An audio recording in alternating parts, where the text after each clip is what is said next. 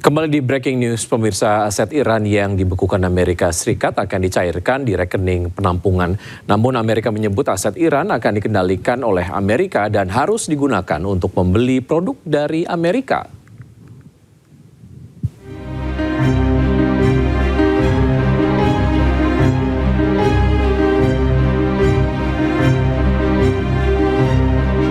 Pasca pembicaraan maraton dalam konferensi tingkat tinggi danau nuklir antara AS dan Iran di Bergenstock, Swiss, sejumlah resolusi disepakati kedua pihak dan setuju untuk peta jalan 60 hari menuju kesepakatan akhir. Salah satu isu yang selama ini menjadi poin pembicaraan dan menjadi syarat yang diajukan Iran adalah pencairan aset Iran yang dibekukan. Total aset Iran yang dibekukan sekitar 100 hingga 120 miliar dolar Amerika atau sekitar 1.560 hingga 1.870 triliun rupiah tertahan di berbagai negara di seluruh dunia akibat sanksi. Sebagian besar dana ini dari penjualan minyak mentah. Untuk awal, Amerika dilaporkan setuju untuk mencairkan aset Iran di berbagai bank di Qatar senilai 6 miliar dolar Amerika atau sekitar 97 triliun rupiah sebagai bagian dari kesepakatan negosiasi. Dikutip dari kantor berita Al Jazeera, aset Iran tersebar di Jepang, Irak, Cina, India, Amerika Serikat, Qatar, dan Luxembourg.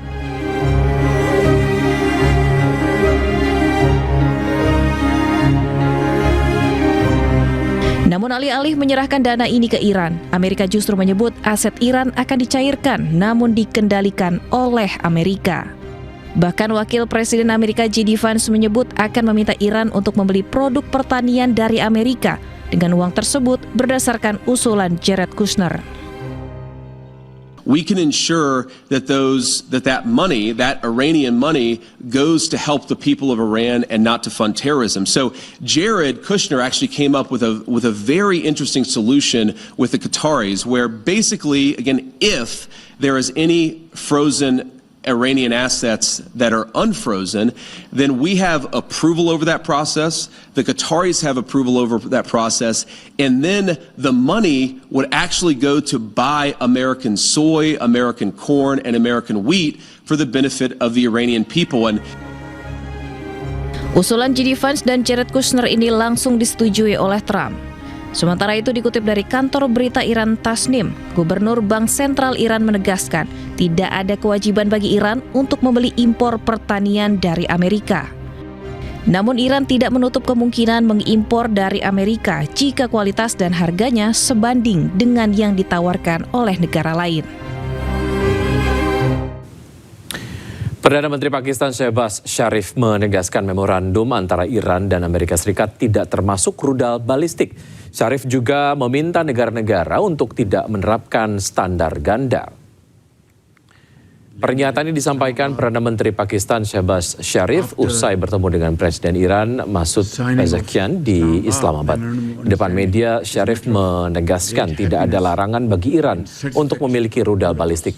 Sharif juga meminta semua pihak untuk mengizinkan setiap negara untuk melindungi kedaulatannya. Pernyataan ini sekaligus membantah klaim Wakil Presiden Amerika Serikat J.D. Vance yang menyebut Iran tidak boleh mengembangkan rudal balistik.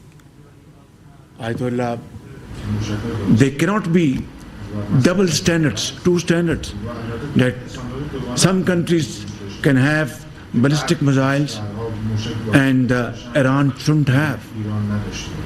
This is simply, you cannot digest this kind of duplicity. So I think I wanted to make it very clear, Excellency, that the MOU which has been signed by me as a mediator does not mention about.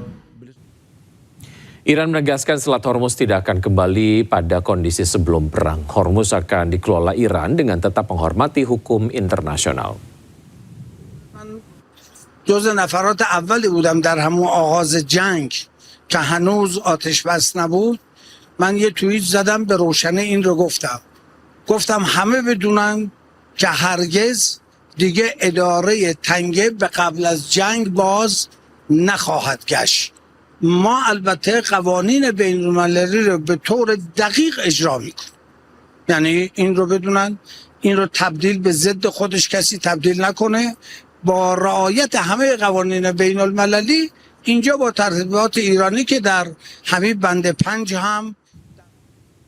Perdana Menteri Israel Benjamin Netanyahu tetap mempertahankan pasukan Israel di wilayah selatan Lebanon meskipun ada gencatan senjata dengan Hizbullah. Presiden Amerika Serikat Donald Trump mengakhiri ataupun mengkhawatirkan semakin besarnya pengaruh kelompok garis keras Israel yang berniat untuk mengganti Netanyahu.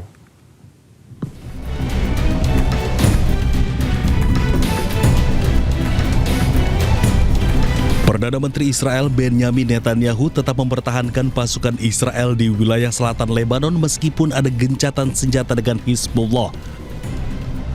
Militer Israel di Lebanon Selatan bahkan diberikan kebebasan bertindak penuh untuk menggagalkan setiap ancaman langsung atau yang muncul terhadap mereka atau terhadap penduduk di wilayah utara.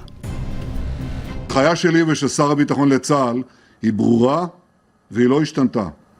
ללוחמים שלנו בדרום לבנון יש חופש פעולה מלא לסכל כל איום ישיר או מתהווה עליהם או על תושבי הצפון. אין לצה"ל שום הגבלה בעניין זה. אני עומד מאחוריהם, העם כולו עומד מאחוריהם. ואני עומד איתן על כך שנשאר ברצועת הביטחון בדרום לבנון ככל שידרש כדי להגן על תושבי הצפון ועל כל אזרחי המדינה.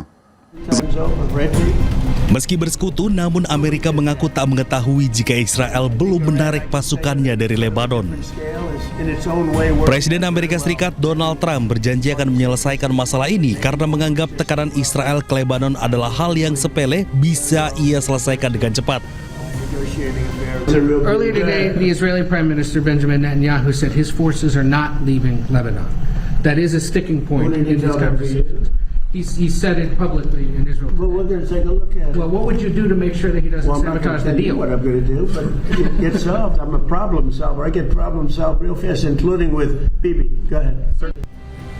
Pemerintahan Presiden Amerika Serikat Donald Trump dilaporkan mengkhawatirkan semakin besarnya pengaruh kelompok garis keras Israel dalam koalisi pemerintahan Netanyahu. Trump mulai menjalin kontak dengan pemimpin dan tokoh-tokoh oposisi Tel Aviv dan dikabarkan berniat mengganti Benjamin Netanyahu. Iran menegaskan Lebanon termasuk dalam kesepakatan damai dengan Amerika Serikat sehingga Israel diwajibkan menghentikan serangan terhadap Lebanon setelah perjanjian resmi ditandatangani. Kesepakatan damai berisi 14 poin mencakup penghentian perang di semua pihak termasuk Lebanon dan Israel.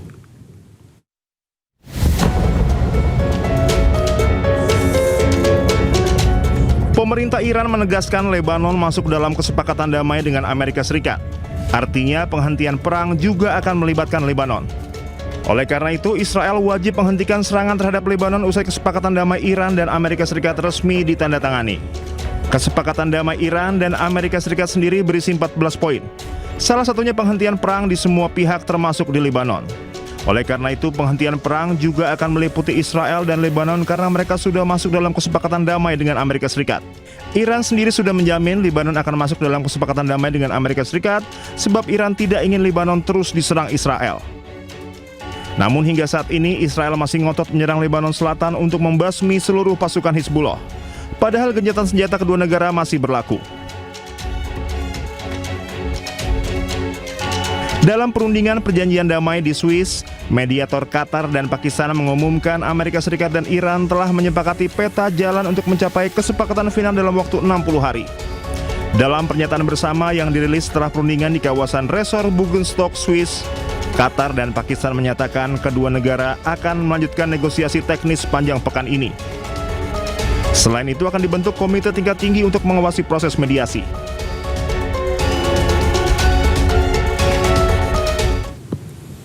Ketua Parlemen Iran Muhammad Bagher Ghalibaf menyebut nota kesepahaman Islamabad sebagai deklarasi kekalahan Amerika. Sementara Presiden Amerika Serikat Donald Trump menyebut Iran sangat baik dan menyetujui seluruh keinginan Amerika. اسلام‌آباد نیز نه نتیجه فشار و اجبار بلکه حاصل مقاومت و اقتدار ملت شجاع ایران بود. تفاهمی که نشان داد گفتگو زمانی به نتیجه میرسد که طرف مقابل از تحمیل اراده خود بر یک ملت متمدن صرف نظر کرده و حقوق ما را بپذیرد. به همین جهت یادداشت تفاهم اسلام آباد تبدیل به اعلامیه شکست آمریکا شد. Oil just broke the $70 number. Who would have thought that was going to happen? And that's during a war. And Iran is being very nice. They're agreeing to everything that I want. And they have to. Otherwise, we just go back and do what we have to do. Thank you very much. Ya, pemirsa, pengamat menyebut serangan Israel ke Lebanon Selatan menghambat tercapainya perdamaian Amerika Serikat dengan Iran. Meski Amerika Serikat telah melontarkan pernyataan keras, nyatanya tidak membuat Israel menghentikan serangannya ke Lebanon. Berikut adalah dialog kami dengan analis senior Indo-Pacific Strategic Intelligence, Fauzia Cempaka Timur. Baik, berbicara soal kepatuhan para pihak, Israel saat ini kan juga masih terus menggempur Lebanon. Apakah hal ini juga bisa dikatakan mencederai perjanjian damai ini, Mbak? Tentu, Mbak, karena kita lihat bahwa ini merupakan poin yang sudah berkali-kali membuat Iran tidak ingin lanjut, begitu ya, tidak ingin lanjut pada peace deal atau kesepakatan damai dengan Amerika Serikat.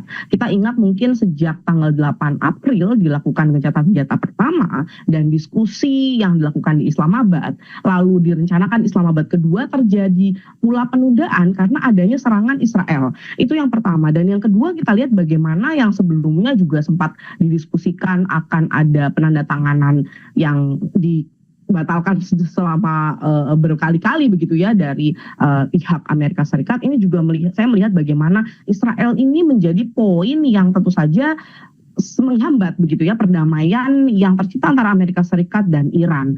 Kita lihat sebenarnya dari Amerika Serikat sendiri sudah memperingatkan tidak hanya terkait Israel sebagai sebuah negara, tapi juga pemimpinnya yaitu Bibi Netanyahu begitu ya, bahwa tentu Amerika Serikat membutuhkan komitmen Israel juga untuk tidak menyerang Hizbullah atau menyerang Lebanon Selatan. Nah, dalam konteks ini tentu poin terkait dengan ketidakpatuhan Israel ini menjadi poin yang sangat menghambat dan menjadi duri dalam daging dari kelanjutan implementasi kepatuhan dari Iran maupun konteks ini dari Amerika Serikat untuk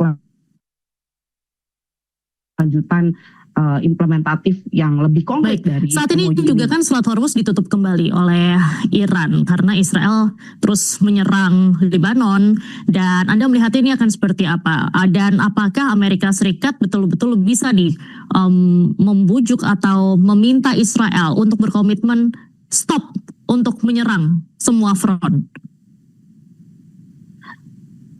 Saya rasa peringatan yang disampaikan secara diplomatis oleh Trump maupun oleh JD Vance beberapa kali dalam interview maupun dalam press release ini menurut saya sudah cukup keras begitu ya. Terlebih saat ini pun secara domestik ini sudah ada dorongan yang sangat besar begitu bagi pimpinan di Amerika Serikat, baik presiden maupun di Kongres, untuk mengurangi dukungan terhadap Israel jika memang Israel tidak mau mendengarkan apa yang disampaikan oleh Amerika Serikat. Karena kalau kita tahu, Mbak, dari sekitar 140 billion US dollar anggaran yang dimiliki oleh Israel sendiri, sebenarnya ada sebagian besar yang cukup juga sebagian dari anggaran tersebut sebenarnya diberikan oleh Amerika Serikat, yang artinya prioritas Pentagon salah satunya adalah mendanai persenjataan Israel. Nah, dalam konteks ini, jika statement yang sifatnya diplomatik yang diberikan oleh JD Vance maupun Trump bereskalasi menjadi penghentian bantuan dana yang selama ini mengucur sejak tahun 2019, Mbak, ke Israel, maka ini akan jadi bom waktu begitu ya bagi Israel sendiri, karena kita tahu bahwa jika statement saja yang dikeluarkan oleh pimpinan Amerika Serikat mungkin tidak akan berdampak terlalu besar, dampaknya hanya sifatnya negosiasi dan politis saja begitu ya Mbak ya dalam konteks ini. Tetapi jika ini bereskalasi pada misalnya penghentian pendanaan ataupun pengutamaan, karena juga sudah ada diskusi dan sudah ada ketidakterimaan begitu ya dari beberapa aliansi negara-negara yang bersekutu dengan Amerika Serikat, mengapa Israel diprioritaskan begitu ya dalam konteks pendanaan ini begitu. Nah, dalam konteks ini tentu jika bereskalasi ke dalam penghentian anggaran atau pendanaan bantuan ke Israel, tentu ini akan kontraproduktif juga bagi Israel. Dan saya rasa satu-satunya cara bagi Israel saat ini adalah bekerja sama bukan dengan Iran, memang karena itu mungkin poin yang tentu masih sangat jauh panggang dari api, tetapi bekerja sama dengan pemerintah Lebanon meskipun dianggap berkali-kali dalam statement pemerintah Israel, mereka menganggapnya bahwa pemerintah Lebanon terutama militernya masih belum cukup kuat untuk menghadapi Hezbollah, Mbak Diandra.